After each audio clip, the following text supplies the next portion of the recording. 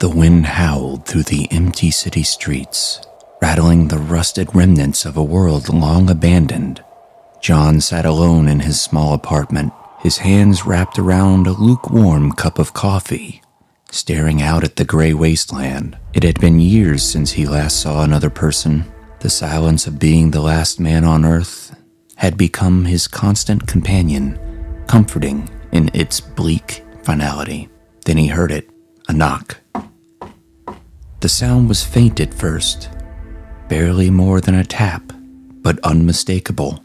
John froze, the cup slipping from his hands and shattering on the floor. He hadn't heard another human sound in so long that his mind struggled to process it.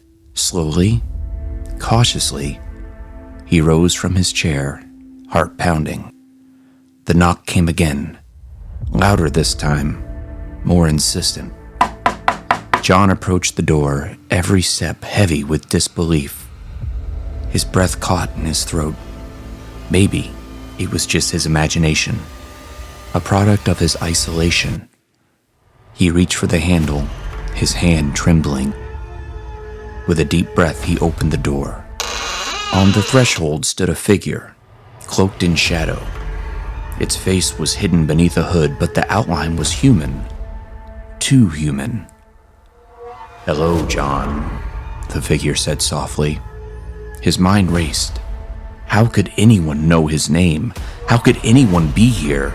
He took a step back, eyes wide. The figure raised a hand, its palm out in a gesture of peace. "I've been watching you," it continued, its voice calm, almost soothing. "It's time." John's fear mingled with a strange sense of relief. "Time for what?" he asked, his voice barely a whisper. "To see what comes next," the figure replied. For the first time in years, John wasn't sure whether he should feel hope or dread.